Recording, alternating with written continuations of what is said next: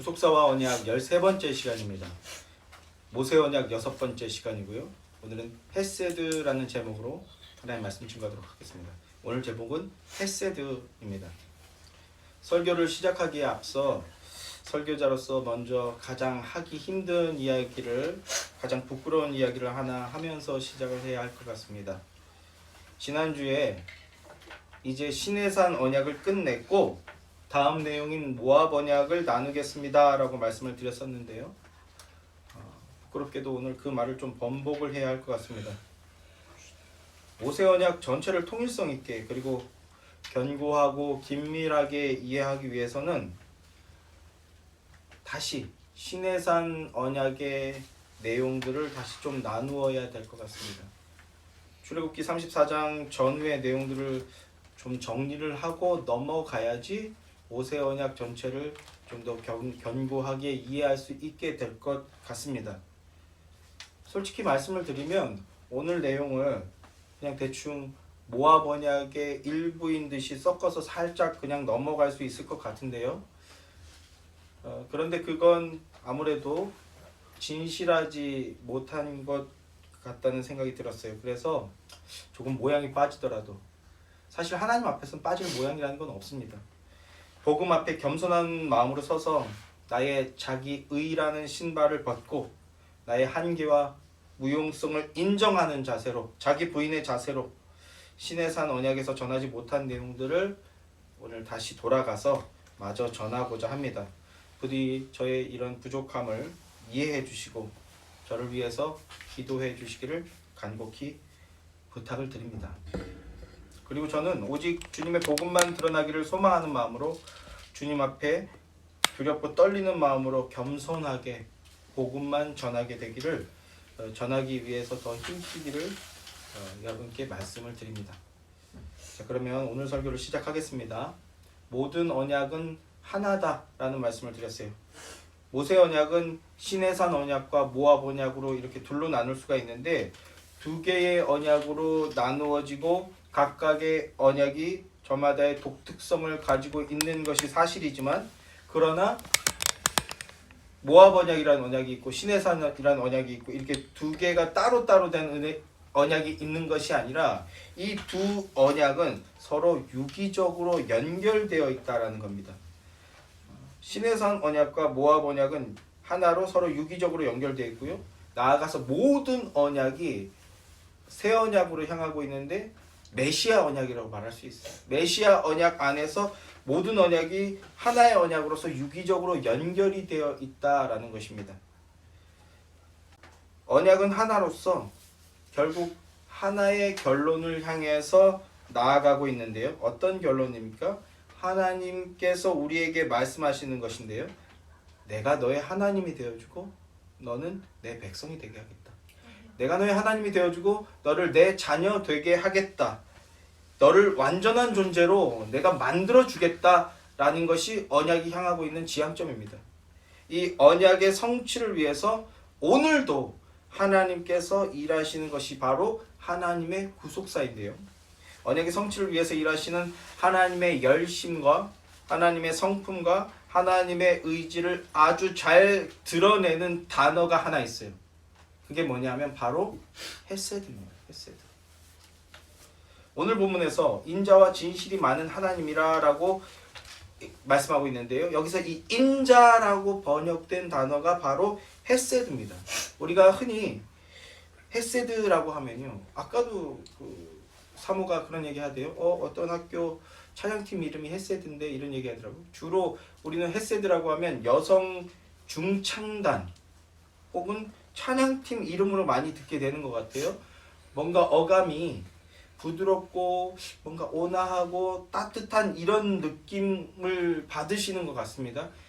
그래서 많이들 헤세드를 찬양팀 이름으로 많이들 쓰시는 것 같은데 그러나 헤세드는요. 언약 관계 안에 있는 자들을 향한 하나님의 의지, 하나님의 성품을 나타내는 단어입니다. 언약 관계 안에 있는 자들을 향한 하나님의 언약의 성실성을 드러내는 단어가 바로 헤세드입니다. 오늘은 본문으로 잡은 출애굽기 34장의 말씀, 그 인접한 말씀들과 전후의 말씀들과 함께 헤세드의 의미가 무엇이고 그 헤세드의 의미를 살펴보고요. 그리고 성경에서 헤세드가 우리에게 적용될 수 있는지, 어떻게 적용될 수 있는지 함께 상고해 보도록 하겠습니다.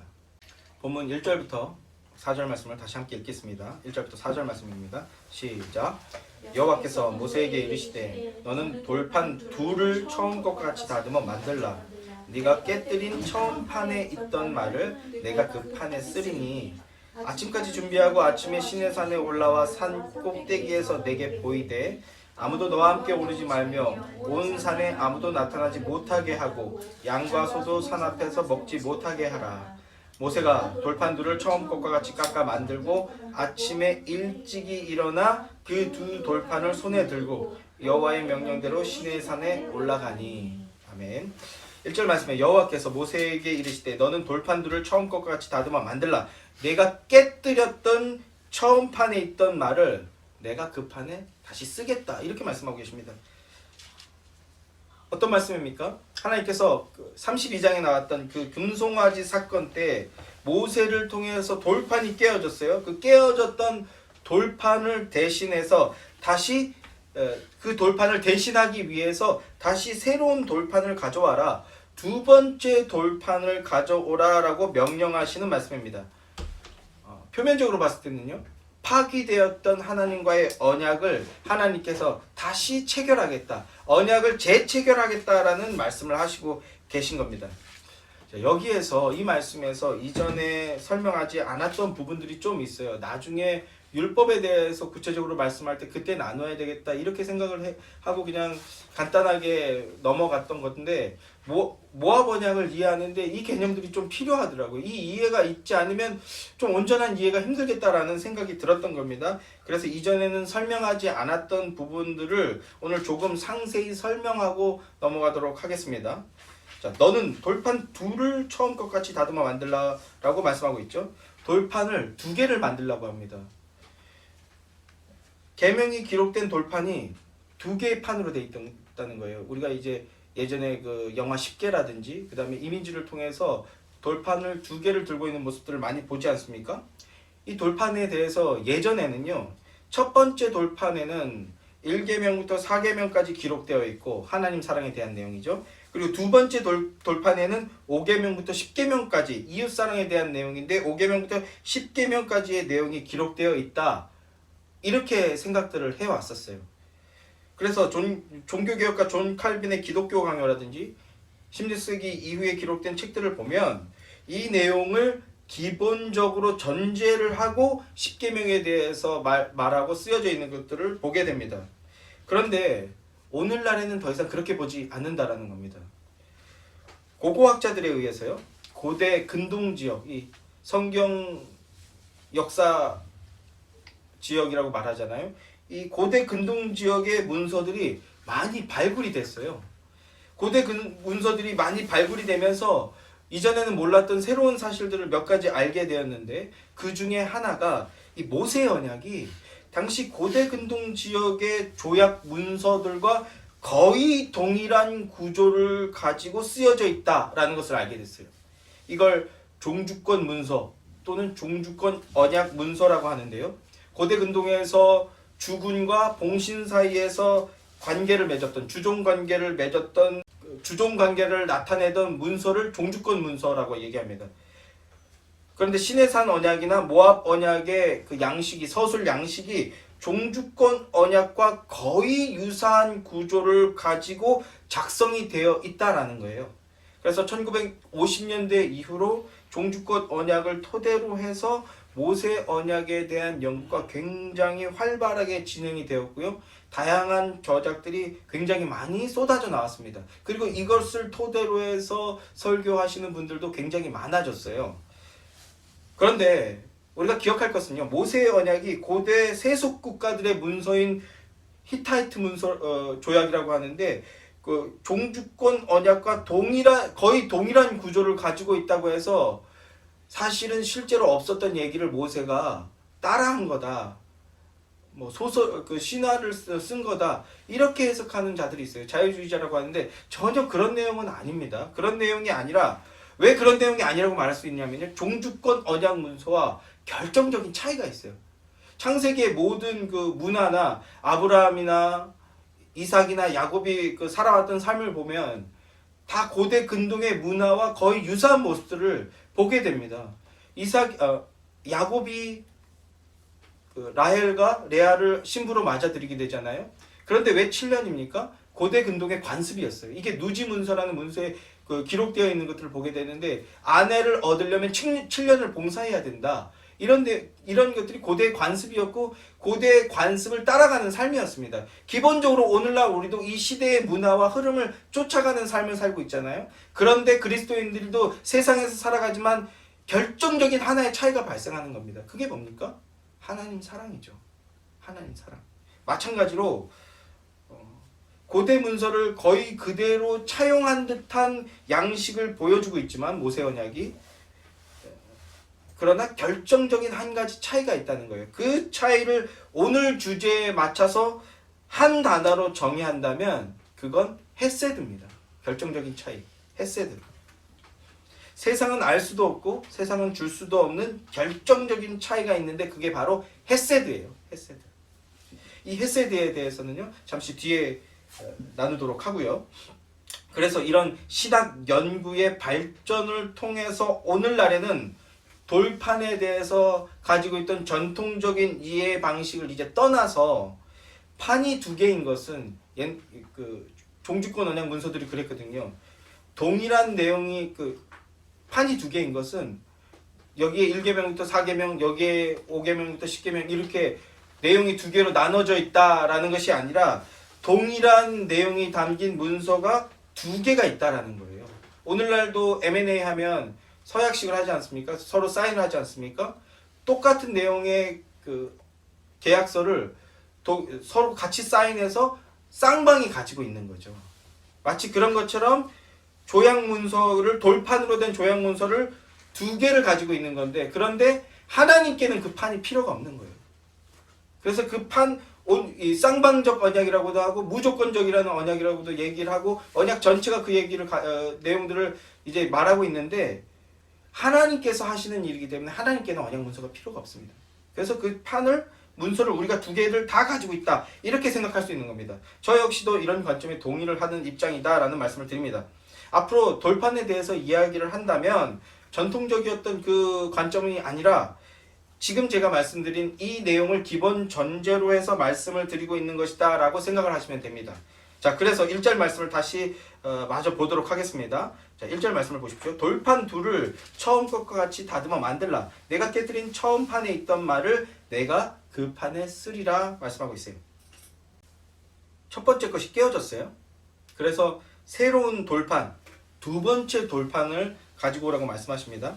하나님께서 두 번째 돌판을 가져오라고 명령을 하시는데, 저는 이 말씀 안에 하나님의 구속 경륜의 놀라운 신비가 담겨져 있다는 것을 말씀드리고 싶어요. 첫 번째로 첫 번째 것은 반드시 깨어진다라는 겁니다. 첫 번째 돌판이 깨어졌잖아요. 첫째의 것은 반드시 깨어진다라는 것입니다. 히브리서 10장 9절 10절 말씀입니다. 제가 읽어드릴게요. 히브리서 10장 9절 10절 말씀. 그 후에 말씀하시기를 보시옵소서. 내가 하나님의 뜻을 행하러 왔나이다 하셨으니 그 첫째 것을 폐하심은 둘째 것을 세우심이라.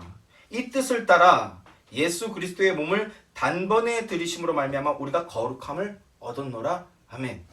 구속사적 관점으로 성경을 보면 첫 번째 것, 첫째 것은요, 전부 다 실패하고 폐하여지는 모습을 우리가 계속해서 볼 수가 있습니다. 창세기에 보면 특별히 그런 모습들이 계속해서 등장하죠. 첫 번째 것은 반드시 폐하여지거나 첫째 아들은 실패하는 모습, 그리고 장자가 죽는 것까지 나오게 되잖아요. 그러면 그게 무엇을 예표하는 것인가? 이 뜻을 따라라고 말씀합니다. 첫째 것이 폐하여지는 뜻을 따라서 무엇을 하였다? 예수 그리스도의 몸이 단번에 드려졌다라고 말씀합니다. 예수 그리스도의 몸이 단번에 드려진 사건이 뭡니까? 십자가 사건이죠. 십자가 사건. 그럼 십자가 대속의 사건을 미리 예표하고 있었다라는 것이 오늘 본문 말씀이라는 겁니다. 첫 번째 돌판이 깨어졌던 그 금송아지 사건을 다시 한번 생각해 봅시다. 이스라엘 백성들이 금송아지를 만들고요. 그 금송아지를 하나님이라고 불렀어요. 하나님이라고 부르면서 그 금송아지 앞에서 번제와 화목제를 드렸습니다. 오늘날로 치면 뭡니까? 예배를 드린 거예요. 금송아지 앞에서 자기의 이기적인 욕구 앞에서 그 이기적인 욕구를 하나님이라고 포장해 놓고 그 앞에다가 예배를 드리고 있는 겁니다. 그런데 하나님께로부터 언약을 돌판을 받아 가지고 내려오던 모세가 그 모습을 봤죠. 그래서 어떻게 합니까? 돌판을 던져서 깨뜨려 버렸어요. 그런데 그 돌판이 깨어진 것은 만약에 그 돌판이 깨어지지 않은 채 그대로 이스라엘 백성 안으로 들어가게 되면 어떤 일이 벌어지게 된다는 거예요? 언약의 조항을 따라서 이스라엘 백성들이 모두 몰살당하게 되는 겁니다. 모두 진멸당하게 되는 거예요. 이게 하나님의 공의입니다. 이 공의에 따라서 범죄한 이스라엘 백성들은 모두 진멸당하게 돼야 되는 거예요. 이스라엘 백성들이 언약을 어겼습니다. 그런데 이스라엘에게 율법의 판이 다가오자, 하나님의 율법이 다가오자 이들은 멸망받아 마땅한 자, 심판당에 마땅한 자들이라는 것이 폭로되어지고 있는 겁니다. 그래서 모세가 어떻게 했습니까? 즉시 돌판을 깨뜨려 버린 겁니다. 왜요? 이스라엘 백성들 죽지 말라고. 이게 하나님의 사랑입니다. 하나님의 공의가 드러났지만 동시에 하나님의 사랑도 드러나고 있는 겁니다. 그러니까 죄는 이스라엘 백성들이 졌는데 그 이스라엘 백성들을 대신해서 첫 번째 돌판이 대신 깨어진 겁니다. 뭔가 창세기의 데자뷰 같지 않습니까? 첫 번째 돌판이 대신 깨뜨려진 것은 첫째 것은 폐하여진다 하는 그 뜻을 따라 행해질 십자가 대속 사건을 예표하고 있는 것이다 라는 것입니다. 첫 번째 것이 깨뜨려짐으로써 두 번째 것이 세워지게 되는 겁니다. 그런데 두 번째 것이 세워지기 위해서는 필수적인 조건이 하나가 있어요. 그것은 바로 제사법에 따라 제단에 뿌려지게 되는 언약의 피입니다. 언약의 피가 필요합니다. 히브리서 기자는 그 뜻을 따라 예수 그리스도의 몸이 단번에 드려졌다. 이렇게 십자가 사건을 말함으로써 언약이 성취되게 되고 있다. 언약이 성취되었다라는 것까지 말씀하고 있는 거예요. 이스라엘 백성들에게 계명만 주어졌다면 이스라엘 백성들은요 모두 죽게 되는 겁니다. 몰살당하게 되는 거예요. 그런데 언약의 피가 함께 주어졌어요. 출애굽기 32장 20절 말씀을 보면 이런 말씀이 나옵니다. 모세가 그들이 만든 송아지를 가져다가, 금송아지를 말하는 거죠. 송아지를 가져다가 부수어 가루를 만들어 물에 뿌려 이스라엘 자손에게 마시게 하시니 라고 말씀합니다. 갑자기 좀 생뚱맞은 말씀이 등장하는 것처럼 보여져요. 돌판을 깨뜨렸는데 그 다음에 너희들 어떻게 이런 짓을 할 수가 있냐? 너희들 지금 죽을 뻔한 거 아니야? 너희들 무슨 짓을 하는 거냐? 이런 말 하는 거예요. 제 성들 같은 그런 말 하고 있을 것 같은데 그런 말을 하는 것이 아니라 금송아지를 때려 부셔버렸다라는 거예요. 여기까지는 또 좀 이해가 되는 것 같습니다. 승질에 그냥 이판사판 지금 뭐하는 이렇게 때려 부실 수 있을 것 같은데요. 그런데 그런 말씀을 하는 게 아니겠죠. 단순히 금송아지를 때려 부시는 게 아니라 자세히 보시면 불로 녹인 다음에 잘게 부셨대요. 이게 빻았다는 거거든요. 가루를 만들었다라는 거예요. 금송아지를 빻아서 가루로 만들어 버린 다음에 거기에 물을 부어서 물에다 가루를 부어서 이스라엘 백성들에게 그 물을 마시게 했다고 합니다. 갑자기요? 그래서 예전에 어떤 사람을 보면요, 뭐 죄를 깨달으라고 막 마치 장희빈에게 사약 집어넣듯이 이스라엘 백성들 막 입을 열어가지고 막 가루 넣은 물을 마시면서 뭐 이렇게 해석하는 설교도 있었어요. 생뚱맞게 이게 무슨 뜻일까요? 갑자기 왜 이런 말씀이 등장하는 것일까요? 근데 우리 같은 대부분의 사람들은요, 갑자기 왜 이 말씀이 등장하는 걸까? 이렇게 질문하지 않죠. 이런 일을 좀 깊게 궁금해하지 않아요. 우리는요. 그냥 하나님의 무슨 뜻이 있겠거니 이렇게 생각하고 빨리 넘어갑니다. 우리가 그럴 때는 또 믿음이 특심해요. 하나님의 뜻이 있을 것이다. 잘 믿고 넘어갑니다. 그런데 간혹 이런 걸 그냥 넘어가지 않는 사람들이 있죠. 한국 사람들이 가장 싫어하는 스타일. 그냥 안 넘어가는 사람들이 있어요. 대표적으로 네덜란드의 저명한 신학자 중에 M.R. 디한이라는 분이 계십니다. M.R. 디한이라는 목사님이 계셔요. 모형론의 대가이신 분이신데 이분이 원래는요 특이하게도 의사 출신이시라고 합니다. 과학자 출신이세요. 그래서 네덜란드의 마틴 로이드 존스다 이런 별명이 있으신 분인데 이 과학자 출신이셨던 이분이 나중에 회심을 경험하고 나서 신학자가 되신 거예요. 그러니까 어떻습니까? 따지고 분석하는 이과적 마인드가 그 기본으로 탑재되어 있던 분인 거죠. 그분이 한날은 이 출애굽기 32장 20절 말씀을 보시다가 이게 무슨 말이지? 왜 이걸 갑자기 때려 부시고 막 가루로 만들지? 이게 문득 궁금해서 의구심이 든 거예요. 궁금해진 거예요. 그래서 이 말씀을 그대로 직접 실험을 해보셨다고 합니다. 신명기를 보면요. 모세가 2세대들에게 과거를 회상하면서 여러 가지 말씀하시는데 이 과정도 다시 한번 말씀하면서 좀 더 자세히 설명하시는 말씀이 나옵니다. 신명기 9장 21절 말씀인데요. 이렇게 말씀합니다. 너희의 죄, 곧 너희가 만든 송아지를 가져다가 불살라, 찢고 티끌같이 가늘게 갈아 그 가루를 산에서 흘러내리는 시내에 뿌렸느니라 이렇게 말씀합니다. 그러니까 이 작업이 금송아지를 부어서 갈아서 물에 넣어 마시게 했던 이 작업이 이 사건이 아주 정교한 4가지의 단계를 거쳐서 진행되었다라는 거예요. 첫째가 뭡니까? 일단 금송아지를 불에 사르고 둘째는 찧었대요. 탕탕탕탕 이게 찧었대요. 그런 다음에 그걸로도 모자라서 셋째는 티끌같이 가늘게 갈아버렸다는 거예요. 가늘게 갈아서 그리고 난 다음에 그 가루를 물에 넣었다고 합니다. 이렇게 4단계의 전교한 작업 과정을 성경이 아주 상세하게 말씀해주고 있어요. 이 작업을 이 디안 목사님께서 그대로 실험을 해보신 거예요. 그랬더니 무슨 일이 벌어졌는가?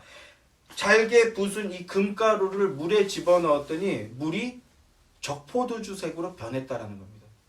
마치 요한복음 2장에 물이 변하여 포도주가 된 것처럼 가루를 집어넣었더니 이 금가루를 집어넣었더니 금가루의 색깔이 적포도주색으로 빨갛게 변해버렸더래요. 그래서 이 실험을 보고 디안 박사님께서 자신의 저서 The Chemistry of the Blood라는 책에 이렇게 기록했어요. 이것은 구약의 성만천 사건이다. 이렇게 말씀을 했습니다. 주님의 언약을 파기하는 어마어마한 범죄를 저지른 죄인들이 어떻게 용서를 받을 수 있었는가? 예수 그리스도의 보혈의 피가 필요하다는 걸 미리 상징적으로 보여주신 거래요. 이 말씀을 읽고 은혜를 받은 어떤 장로님이 계셨어요. 뭘 전공했냐가 참 중요한데 그분이 재료공학을 준비하신 전공하신 분이시래요. 그래서 그래? 하고 그분이 출애굽기 32장 20절 말씀을 보고 의심이 들어서 실제로 실험을 해본 디안 박사님의 책을 보고 정말 그런가 하고 실제로 실험을 해보셨더니 실제로 그 원소가 금이 쪼개서 금을 찧어서 가루로 만들수록 그 입자가 작아질수록 빨간색으로 변화된다라는 거예요. 참 전공이 중요합니다. 이럴 때 보면 은혜 받는데도 전공이 중요합니다. 그러니까 그냥 아무렇게나 성경이 진행되고 있는 게 아니라는 거예요. 왜 부수어 가루로 만든 물을 마시게 했느냐? 너에게는 언약의 피가 필요하다. 이걸 깨닫게 하는 사건이었다는 거죠. 지난 시간에도 말씀을 드렸었는데 시내산 언약의 핵심은요. 24장 8절 말씀입니다. 24장 8절 말씀에 보면요. 모세가 그 피를 가지고 백성에게 뿌리며 이르되 이는 여호와께서 이 모든 말씀에 대하여 너희와 세우신 언약의 피니라 라고 말씀합니다. 언약의 피가 뿌려졌기 때문에 이스라엘 백성들이 불순종하고 범죄한다고 해도요. 언약 자체는 파기될 수가 없는 거예요. 모세가 돌판을 깨뜨렸습니다.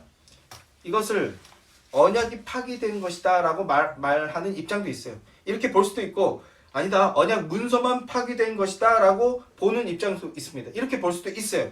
그러나 어느 쪽으로 보든 간에 결론은요. 하나님의 헤세드가 언약을 갱신시킬 것이기 때문에요. 그래서 유기적으로 연결되어 있다고 말씀을 드렸잖아요. 하나의 내용이에요. 결국 언약이 재체결되고 언약이 성취될 것이다 라는 겁니다. 그게 헤세드예요. 자, 한 가지만 더 살펴보겠습니다. 구속의 비밀의 경륜을 살짝 엿볼 수 있는 것인데 또 엿볼 수 있는 또 하나의 장면인데요. 32장 15절 16절 말씀을 보십시오. 오늘 보면 출애굽기 32장 15절 16절 말씀이에요. 모세가 돌이켜 산에서 내려오는데 두 증거판이 그의 손에 있고 그 판의 양면이 이쪽 저쪽 저쪽에 글자가 있으니 이렇게 말하죠. 그 판은 16절 말씀. 그 판은 하나님이 만드신 것이요 글자는 하나님이 쓰셔서 판에 새긴 것이더라 이렇게 말씀하고 있어요. 첫 번째 돌판은 깨어질 것이었다라는 말씀을 드렸는데요. 그런데 그 깨어질 판을 누가 만들었습니까? 하나님이 만드셨어요. 하나님이 친히 만드시고 친히 쓰신 그 판이 깨어진 겁니다. 이게 지금 무엇을 예표하고 모형하고 있는지 감이 오십니까? 하나님께서 직접 준비하신 것이 깨어진다. 그러면 두 번째 돌판은 누가 준비하는가 한번 봅시다. 자, 오늘 본문입니다. 34장 1절 말씀을 보십시오. 여호와께서 모세에게 이르시되 너는 돌판 둘을 처음 것과 같이 다듬어 만들라. 또 4절 말씀을 보십시오. 모세가 돌판 둘을 처음 것과 같이 깎아 만들고라고 합니다. 두 번째 것은 누가 만들고 있습니까? 첫 번째 것은 하나님이 만드셨는데 두 번째 것은 누가 만들고 있어요? 모세가, 인간이 만들었어요. 인간이 만들고 있어요. 첫째 것은 폐하여지고 둘째 것은 세워지는 것이 하나님의 뜻입니다. 그런데 그 첫째 것은요, 하나님께서 친히 준비하신다는 거예요. 이게 뭘 예표하는 겁니까? 뭘 모형하는 겁니까? 하나님이 친히 예비하시는 하나님의 첫째 것, 하나님의 첫 아들, 장자가 첫 잼을, 첫 열매가 되게 하신다는 거예요. 이를 통해서 둘째 것, 차자가 생명을 얻고 장자의 권을 얻게 되는 것, 하나님의 자녀가 되게 하는 것, 많은 열매를 맺는 많은 열매가 되게 하는 것, 이것이 하나님께서 친히 진행하시는 구속사의 경륜이라는 겁니다. 하나님 하시는 일은요, 그 어느 것 하나 허투루 되는 게 없다라는 거예요. 우리는 이 말씀을 배우기 전까지는 그냥 그런가 보다 하고 넘어갔지만 그 너무나 치밀하고 정교하게 진행되는 겁니다. 허투루 진행되는 것이 하나 없이 진행된다는 거예요. 그러니까 그렇게 정교하게 일을 진행하시고 반드시 성취하시는 분이시기 때문에 우리는 하나님을 온전히 믿고 신뢰해야 되는 겁니다. 아멘이십니까? 그 하나님 믿고 신뢰하시는 여러분들, 그게 복이에요. 그럼 복된 그리스도인들 되시길 주님의 이름으로 축원합니다. 본문 2절 말씀, 2절부터 4절 말씀을 보십시오.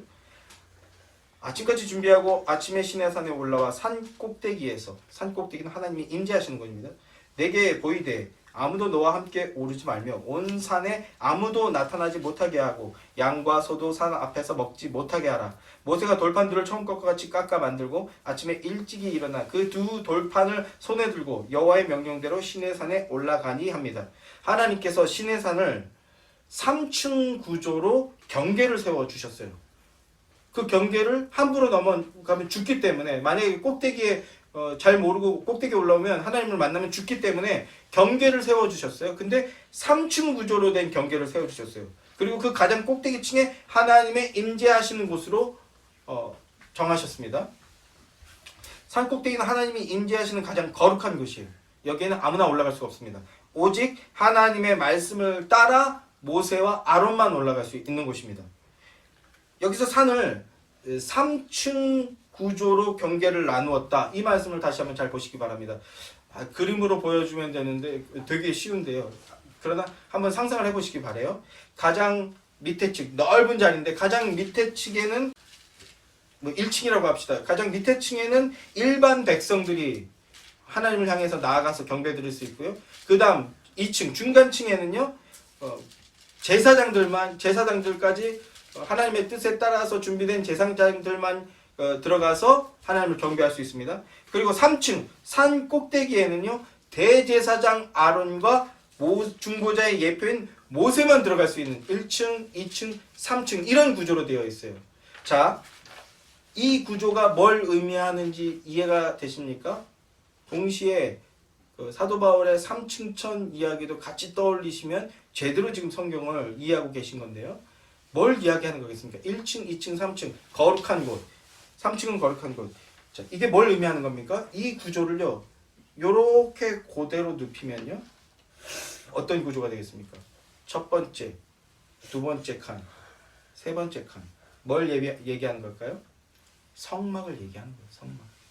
요 구조를 그대로 따라하는 게 성막이고 성전입니다. 첫 번째 구역은 바깥들입니다. 누구나 와서 하나님을 경배할 수 있는 곳입니다. 두 번째는요, 성소죠. 성소. 제사장들만 들어갈 수 있습니다. 마지막으로 휘장으로 경계가 쳐져 있는 그곳은요, 대속제일에만 들어갈 수 있는데 지성소라고 말하죠. 지성소. 가장 거룩한 곳. 모세가 두 번째 돌판을 가지고 시내산 꼭대기로 올라갑니다. 가장 거룩한 곳으로 올라갑니다. 하나님께서 자격 없는 자들, 죄로 말미암아 하나님과의 관계가 끊어진 그 자들과의 언약 관계를 다시 회복하시기 위해서, 드디어 언약을 재체결하시기 위해서 거룩한 곳으로 중보자 모세를 부르시고 계신 겁니다.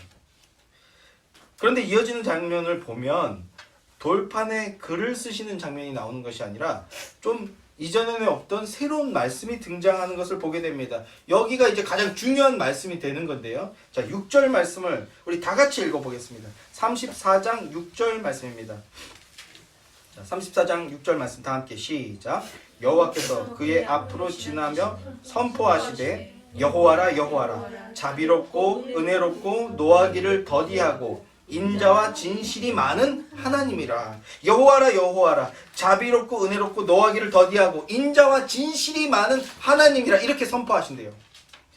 돌판을 주시는 것이 아니라 하나님께서 먼저 하나님의 자기 계시를 계시해주고 계신 겁니다. 성도 여러분, 이 말씀은 너무너무 중요합니다. 언약을 향한 하나님의 의지와 언약을 성취하시는 표피적인 근거를 제시하시는 말씀이에요. 그리고 이 내용이 구약 전체로 흘러가는 겁니다. 모세 언약을 이해하고 모세 언약을 중심으로 해서 언약들을 이해할 때 구약 성경 전체가 통일성 있게 보여지기 시작하는 거예요. 그래서 이 말씀을 잘 이해하는 것이 너무나 중요한데요. 그러면 그 말씀을 한번 찬찬히 보겠습니다. 여호와께서 그의 앞으로 지나시며 선포하시되, 하나님의 자기 계시죠. 여호와라 여호와라. 여호와는 뭡니까? 언약 신명이라고 말씀을 드렸죠.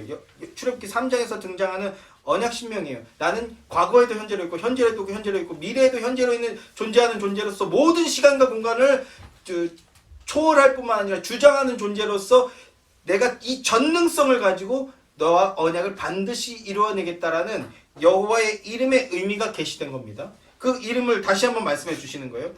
그리고 여기에서는 여호와 하나님의 언약적 성품이 어떠한지를 계시해 주시는 거예요. 어떠합니까? 보십시오. 자비롭고 은혜롭고 노하기를 더디하신다 라고 합니다. 자비롭다. 이게 라함이라는 단어거든요. 이 단어는요, 하나님과 이스라엘의 관계, 하나님과 교회의 관계가, 교회의 관계를 결혼 관계로서 표현하고요. 그래서 사랑의 관계라는 것을 가장 극적으로 드러내주는 말씀이 어떤 책입니까? 호세아죠. 호세아서. 그 호세아서에서 등장하는 단어입니다. 1장에 보면요, 호세아가 딸을 낳았는데 딸의 이름이 뭐예요? 로루하마입니다. 라함이 아니다라는 뜻인데 라함이 아니다. 바로 그 단어예요. 자비롭다. 라함이라는 단어입니다. 자비롭고 은혜롭고 노하기를 더디하시는 분이시다. 그리고 오늘의 주제인 인자와 진실이 많은 하나님이시다. 이렇게 말합니다. 여기서 인자라고 번역된 단어가 바로 헤세드예요. 헤세드. 이 헤세드는요, 인자로도 번역되고요. 인자하심, 인애로도 많이 번역됩니다. 우리가 인애와 공의와 의를 행하게 해 주십시오라고 이렇게 기도를 많이 하고 있지 않습니까? 그때 그 인애가 바로 이 헤세드예요. 같은 말인데 번역만 다르게 되어 있는 겁니다. 인자로도 번역되고 인애로도 번역되고 자비로도 번역되고 그리고 은혜, 은총, 사랑으로도 번역되는 그런 단어입니다. 하나님께서 모세를 통해 우리에게 당신을 계시해 주고 계시는데 어떤 분으로 계시해 주시는가? 헤세드, 인자가 많은 분, 인자하신 분이다 라고 계시해 주고 있는 겁니다. 우리 하나님은 인자하신 분이시다. 주의 인자는 끝이 없고 아침마다 새롭고 새로우니 늘 새롭도다. 인자하신 분이시라는 거예요. 그런데 헤세드, 인자하시다라고 하면 우리가 흔히 앞서도 그런 말씀을 드렸습니다만 어떤 이미지를 갖느냐 하면요. 헤세드 하면 너그럽고 여유롭고 뭔가 따뜻하고 이런 걸 좀 떠올리는 경향이 있어요. 요즘 시대정신이라는 이런 소리를 하는데 요즘 유행을 따라서 말하면 우리 하나님은 인자한 분이시다라는 걸 우리 하나님은 공감을 잘 해주시는 분이고 꼰대처럼 굴지 않으시는 분이시고 나를 있는 그대로 인정해 주시고 칭찬해 주시고 따뜻하게 안아주시면서 필요한 모든 것들을 언제든지 공급해 주시는 그런 분, 약간 이런 분으로 상상하는 경향이 있습니다. 우리 하나님이 이런 분이시면 저도 너무나 좋을 것 같긴 합니다. 그리고 이런 분이시기도 하죠. 그러나 헤세드는요 그런 감성적인 단어가 아니에요. 그런 성격을 의미하는 단어가 아닙니다. 헤세드라는 말의 뜻은요 의지가 담겨 있는 거예요. 의지가 담겨 있는 어떤 끈질김, 충성스러운, 성실함 이런 이미지가 담겨 있는 단어예요. 그러니까 헤세드 인자하심이란 내가 끈질기게 반드시 너와의 언약을 지켜내겠다, 이루어내겠다 이런 뜻입니다. 언약적 성실성이라는 뜻입니다. 어떤 대가를 지불하게 되더라도 너와의 언약이 성취되기 위해서 성실하게 일하는 존재다. 반드시 언약을 성취하시는 성실하신 하나님, 이게 헤세드입니다. 이스라엘 백성들을 보면요 언약을 어겼어요. 심판당하고 멸망당해도 싼 그런 사람들입니다. 그런데 또 자세히 보시면요 잘못했다고 말도 안 해요. 잘못했습니다 이런 말도 안 해요. 회개도 안 하고 뻣뻣하게 구는 게 이스라엘 백성들입니다. 그런데도 우리 하나님은요 언약을 재체결해 주고 계신 거예요. 어떻게 이게 가능합니까? 그런데 여러분 이 얘기를 남 얘기 듣지 마십시오. 우리 얘기잖아요. 우리도 구원을 받았잖아요. 우리도 하나님을 예배하고 있잖아요. 그럼 어떻게 이게 가능한가? 어떻게 가능합니까? 헤세드 때문이라는 거예요. 하나님께서 우리와 언약을 맺어 주셨기 때문에, 그리고 언약의 피가 뿌려졌기 때문에 그 언약이 성취되기 위해서 누가 열심히 일하고 계시는가? 하나님이 열심히 일하고 계시다라는 겁니다. 하나님은 어떤 분이십니까? 당신의 언약을 반드시 이루어내시고야 마시는 분, 절대 포기하지 않으시고 끈질기게 쫓아가서라도 그 언약을 이루어내시는 분이시다라는 게 헤세드입니다. 인자하심의 의미예요. 이 뜻이. 하나님은 하나님 말씀을 불순종하고 언약을 어기며 우상숭배했던 이스라엘 백성들을 용서해 주시고요. 두 번째 돌판을 주시면서 언약을 다시 재체결해 주시는데, 언약을 재체결하시면서 제일 먼저 어떤 말씀을 해 주시는가? 나와 다시 관계를 맺고 내 언약 백성이 되기 위해서 너는 이제 어떻게 해야 되느냐? 율법을 잘 지키고 신앙생활을 열심히 하고 예배를 열심히 드려야 된다, 이런 말씀을 하시는 게 아니라 자신을 계시해 주시는 거예요. 나는 인자한 존재다. 하나님의 성품을 계시해 주시는 말씀을 하시는 겁니다. 나는 여호와라 여호와라, 자비롭고 은혜롭고 노하기를 더디하고 인자와 진실이 많은 하나님이다. 무슨 일이 있어도 너와 맺은 이 언약을 반드시 이루어내고야 마는 존재가 바로 나다.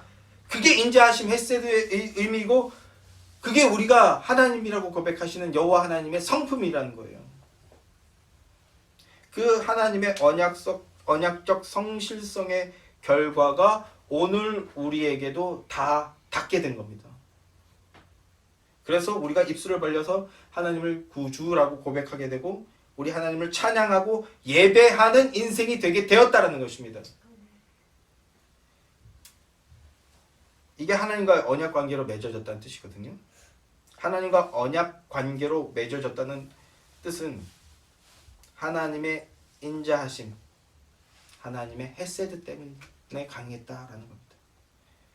하나님의 언약적 성실하심의 결과물이라는 거예요. 이 시간 이 말씀 앞에 다시 겸손히 엎드리시는 여러분들 되기를 소망합니다. 헤세드는요 하나님의 성품입니다. 하나님의 성품으로서 끊임없이 계속되는 하나님의 우리를 향한 사랑인 겁니다. 자격 없는 자에게도 한결같이 주시는 하나님의 놀라운 사랑.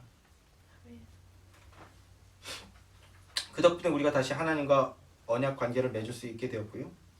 언약 관계가 회복이 되어서 하나님 나라의 백성된 삶을 살아드릴 수 있게 된 것입니다. 자, 마지막 7절 말씀을 보겠습니다. 인자를, 헤세드죠. 인자를 천대까지 베풀며 악과 과실과 죄를 용서하리라. 그러나 벌을 면제하지는 아니하고 아버지의 악행을 자손 3, 4대까지 보응하리라 라고 말씀합니다. 하나님의 헤세드로서 언약적 사랑을 베풀어 주신 결과로서 우리는 죄의 용서함을 받았고요. 하나님 나라의 백성이 될 수 있게 되는 겁니다. 그러나 헤세드의 수혜자가 된다는 것은요, 한 번 구원은 영원한 구원이기 때문에 이제 언약 백성이 되었고 하나님의 자녀가 되었으니까 이제는 내 마음대로 살아도 되겠구나 라는 게 아니라는 거예요. 아무렇게 살아도 된다는 뜻이 아니라는 겁니다. 하나님의 인자하심으로 우리가 하나님의 능력으로 하나님의 자녀가 되었고 그 언약적 관계는 반드시 성취되니까 나는 아무렇게나 해도 된다 이런 뜻이 아니라고요. 하나님은 헤세드를 통해 하나님의 백성들을 반드시 변화시키고야 말겠다. 끝내는 그 일을 이루어내고야 말겠다. 우리를 하나님의 순종의 사람으로 변화시키고야 말겠다라고 말씀을 하시는데 그 결과로서 우리에게 주어지는 책임이 있다는 거예요. 벌을 면제하지 않고 책임을 물으시겠다. 벌을 면제하지 않겠다. 책임을 물으시겠다는 겁니다. 이게 사랑이에요. 죄를 범한 자는 반드시 그 책임을 묻고 심판하시겠다. 이게 헤세드의 또 다른 면입니다. 하나님은 거룩하신 분으로서요, 죄를 그냥 넘기실 수 없는 분이에요. 죄에 대해서 반드시 처벌하시는 분이십니다. 그러니까 언약 관계 밖에 있는 자들에게는요, 영원한 심판으로서 너무나 두려운 말씀인 겁니다. 근데 언약 관계 안에 있는 자에게는요, 또다시 주님과의 언약 관계가 견고해지게 되는 은혜의 말씀인 겁니다. 하나님과 언약 관계를 맺어 하나님의 백성이 되었다면 우리가 많이 반복하는 인애와 공의와 의를 행하고 하나님의 율법을 주야로 묵상하며 그 율법 안에서 주님의 말씀을 순종하는 자로 지어져 가게 되는 것이라는 겁니다. 이게 헤세드예요. 우리가 그 헤세드의 은혜를 누리는 그런 삶을 살고 있는지 돌아볼 필요가 있는 것 같습니다. 적용의 말씀을 나누면서 말씀을 마무리 지으려고 하는데요. 하나님은 이스라엘과 언약을 재체결하시고 비로소 이스라엘을 어디로 보내십니까? 광야로 보내십니다. 광야. 광야는 어떤 곳입니까? 풍요로운 곳인가요? 평화로운 곳인가요? 따뜻한 곳인가요? 결혼 언약이라는 관점으로 봤을 때 결혼 언약의 끝이 광야로 가는 것으로 끝나게 되는데요. 그러면 결혼 언약의 그 관점으로 봤을 때 광야는 신혼집이라고 말할 수 있어요. 신혼부부가 거하게 되는 신혼집. 그러면 하나님이 하나님이 마련하신 신혼집이 상태가 어떻습니까? 아무것도 없는 곳입니다.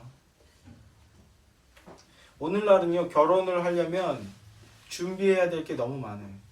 그건 생각의 문제라고 저는 생각합니다. 문화의 문제이고 문화에 길들여진 문제고 어떤 가치관과 어떤 세계관 안에서 어떻게 생각하고 있느냐 하는 생각의 문제라고 생각하는데 오늘날 결혼을 준비하는 사람들은 어떻습니까? 결혼 준비하려면 일단 집이 있어야 돼요. 집이 없으면 결혼 준비가 안 됐다고 생각합니다. 그 다음엔요, 뭐 차도 있어야 되고요, 가전제품도 있어야 돼요. 뭐 선택하기 나름이다 라고 여지를 남겨둘 수는 있을 것 같습니다. 그런데 정작 우리 하나님은 어떠십니까? 결혼했는데요, 신부를 위해서 광야를 신혼집으로 마련하셨다고요. 자, 오늘날에는 뭐 호화로운 혼수를 준비해서 결혼을 하는데 너무나 많은 사람들이 쉽게 결혼이 깨지는 것을 보게 됩니다. 정작 혼수 준비는 열심히 했는데 사랑할 준비가 안 되어 있는 거예요. 아끼고 사랑하고 섬기고 신뢰 안에서 함께 지어져가는 이 참된 결혼 생활을 할 준비는 안 돼 있고 결혼 물품만 준비되어 있는 것은 아닌가 이런 생각을 해보게 됩니다. 출발이 어디에 있다는 거예요. 하나님께 출발이 있는 자, 하나님의 결혼을 따라하느냐 아니면 세상의 풍조를 따라하느냐 이 차이가 있다는 건데요. 하나님이 보여주시는 신혼생활은 어떤 겁니까? 사랑이라는 거예요. 사랑. 아무것도 없는 것 광야를 신혼집으로 주신 거예요. 옛날 얘기인 것 같아요. 신혼집은 좀 좁고 추워야 된다 이런 얘기들 많이들 했습니다. 그때는 가난하니까 나라가 가난하니까 대다수가 다 그랬던 것 같긴 한데요. 그럼 왜 신혼집이 추워야 되는가? 왜 추워야 됩니까? 추우니까 신랑 신부가 똘똘 이렇게 서로 꼭 껴안고 자야 되잖아요. 그러면서 점점 하나씩 장만하고 이루어가는 과정을 통해서 더 사랑하게 되는 거죠. 더 아끼게 되고 더 귀하게 여기게 되는 거예요. 이게 사랑이잖아요. 이런 정신이 어디에서부터 옵니까?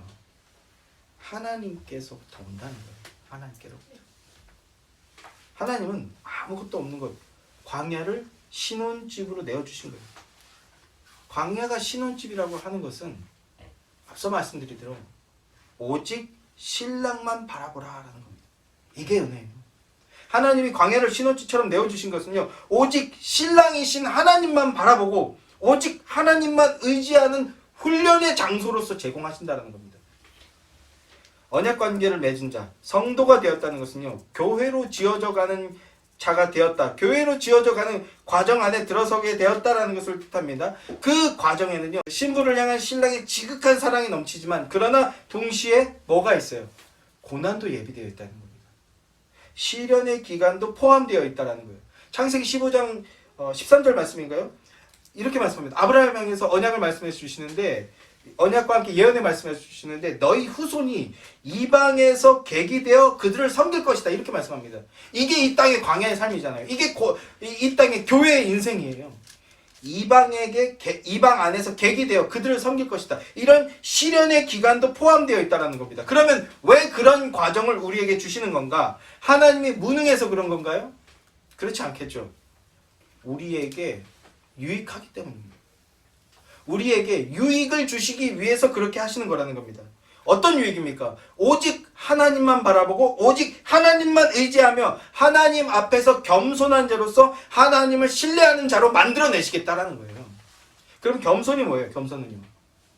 스바냐서 2장 3절 말씀입니다. 여호와의 규례를 지키는 세상의 모든 겸손한 자들아 너는 여호와를 찾으며 공의와 겸손을 구하라 라고 합니다. 공의와 겸손을 구하라. 너희가 혹시 여호와의 분노의 날에 숨김을 얻으리라. 여호와의 공의와 겸손을 구하면 너희가 혹시 여호와의 분노의 날에 숨김을 얻으리라 이렇게 말씀하는데요. 여기서 혹시는 좀 번역이 좋지 않아요. 추측이나 그 가능성 이런 게 아니라 그렇게 하면 그렇게 된다라는 거거든요. 그러니까 공의와 겸손을 구하면 분노의 날에 겸손히 주님께 숨으면 주님께서 너희를 숨겨주시리라. 지키고 보호해 주실 것이다. 이렇게 말씀하는 거거든요. 주님 안에 숨는 게 어떻게 가능합니까? 겸손해야 가능하다는 거예요. 겸손이 뭐예요? 스바냐서가 말씀하는 겸손이란 뭡니까? 아나브라는 단어예요. 아나브라는 단어는요. 한 세 가지, 네 가지로 번역될 수 있는 건데 첫째는 가난한 자. 이게 가장 많이 번역되는 의미입니다. 둘째가 겸손한 자. 셋째 온유한 자.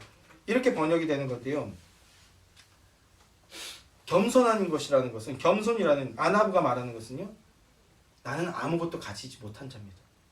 그러나 하나님은 모든 것을 가지신 분인 것을 내가 믿습니다라는 거예요. 이게 겸손이라는 거예요. 그래서 하나님은 전능하신 분으로서 하나님의 주권을 인정하는 것이고요. 하나님의 능력을 믿는 것. 이게 겸손한 것이다라는 거예요. 이 땅에 사는 우리는 광야와 같은 삶을 살죠. 이 광야와 같은 인생에 때때로는요. 억울한 일을 당할 때도 있고요. 답답함에 짓눌리는 일들을 만나게 될 때도 있지만 그래서 현실에 좌절하고 낙심하고 주저앉게 될 때도 있지만 그러나 우리 하나님은 인자하신 분, 언약의 성실하신 분, 반드시 이뤄내신 분, 우리를 사랑하시는 분이시기에 그 언약적 신실성, 그 끈질긴 성실함으로 반드시 우리의 문제를 해결해 주시고 올바른 길로 이끌어 주실 분이시다. 악을 선으로 바꿔 주실 분이시다라는 것을 믿고 고백하는 게 겸손한 것이다라는 겁니다. 이것을 믿으며 소망을 잃지 않는 것. 이것을 믿으면 소망을 잃지 않게 되죠. 그게 겸손함이에요. 성경이 말하는 겸손함. 아유, 아니지요. 집사님 덕분이죠. 이런 게 아니라 가난한 것을 인정하고 하나님 부유하신 분이라는 것을 인정하며 의지하는 것. 나는 아무것도 가지고 있지 못하지만 나의 주인이신 우리 하나님은 다 가지고 계십니다. 그 하나님이 당신의 때와 당신의 뜻에 딱 맞춰서 우리의 필요를 채워주시고 공급하여 주실 것을 내가 믿습니다. 이게 언약적 성실성 앞에 서 있는 겸손한 신자의 모습이라는 겁니다. 이렇게 믿고 버티고 따르는 것, 그게 겸손함입니다. 믿음으로 주님과 동행하시는 여러분들 되길 소망합니다. 언약에 성실하신 하나님을 겸손히 믿고요. 주님을 동행하는 복된 신자들이 되시길 주님의 이름으로 소망합니다. 주님의 사랑 안에서 주님과 친밀한 사귐을 누리십시오. 그러면 새 힘이 나와요. 인간 세상도 마찬가지잖아요. 지혜롭고 현명한 친구가 있으면 그 친구 만나서 몇 마디 말만 들어도 힐링이 되는 것 같고, 그리고 새 힘을 얻게 되는 그런 경험들을 우리 하잖아요. 그래서 주변에 친밀한 사귐을 누리는 그 지인들을 만들어 두는 거 아닙니까? 단지 인간의 말만 들어도 때때로 위로가 되고 새 힘을 얻게 되는데, 전능하신 우리 하나님의 온전한 지혜를 듣고 따르게 되면요, 새 힘이 어떻게 안 나오겠습니까? 소망이 어떻게 안 생기겠습니까? 주님 주시는 새 힘으로 진실하고 정직하게 한 걸음씩 한 걸음씩 나아가시는 복된 자들이 되십시오. 광야는 이 훈련을 제공하는 곳입니다. 광야를 통해서 주님과의 사랑을, 동행을 통해서 참 겸손을 배우시는 여러분들 되기를 소망합니다. 참 겸손한 여러분들이 되어서 언약적 성실성, 헤세드를 믿고 의지하며 승리하는 삶을 사는 여러분들이 되시기를 존귀하신 우리 구주 예수 그리스도의 이름으로 축원합니다.